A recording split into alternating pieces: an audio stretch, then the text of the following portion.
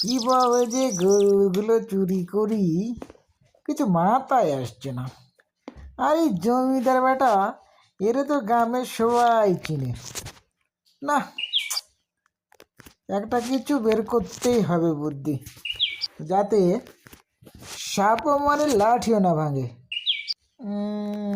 এই তো পেয়েছি। কে বলেছে আমি বোকা?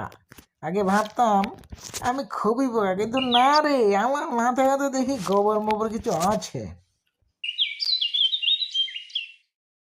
পরের দিন সকালে কালু চোর জমিদারের গরুগুলো হাটে বিক্রি করার উদ্দেশ্যে রওনা হলো।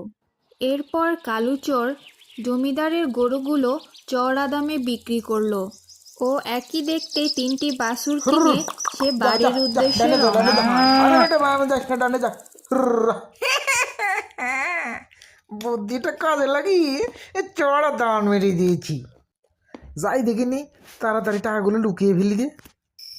ইদানিং চুরির যে আকাল পড়েছে রে, এখন তো চুরি করে বউ বাচ্চা নিয়ে বেঁচে থাকাই যায়। শুনলাম মুরুল বুড়ো নাকি নাতির বাড়ি গেছে। যাই, আর বাড়িতে দুটো গরু ছিল, দেখি গরুর দুটো যদি একবার ভাগাইতে পারি না, তাহলে বহুদিন এই তারই মদ খেয়ে বউ বাচ্চা নিয়ে ভালোই থাকতে পারবো।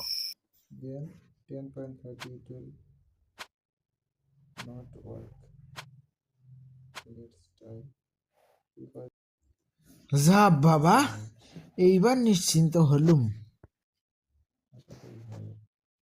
এ বাবা, এই আবার কি? এদিকে আমার জন্য টাকা সাজিয়ে রেখেছে। যাই হোক, টাকাগুলো একবার যদি মেরে এখান থেকে বাড়তে পারি না, অনেক দিন ধরে বসে বসে খাইতে পারবো।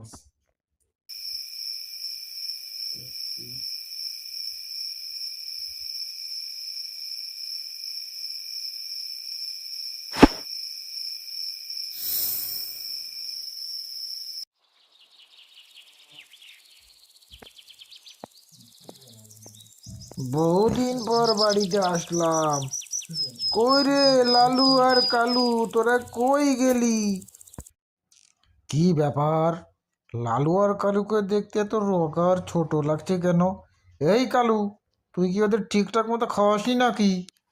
বাবু, আর কি বলবো দুঃখের কথা, এই আপনি যাওয়ার পরে এই লালু আর কালু একদম খাওয়া দাওয়া বাদ দিয়ে দিয়েছে।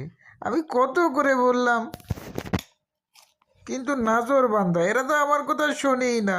একদম দুই চোখ দিয়ে কান্না করতে করতে পুকুর বানিয়ে ফেলছে, এবং আপনার কথা ভাবতে ভাবতে শুকিয়ে ছোট হয়ে গেছে।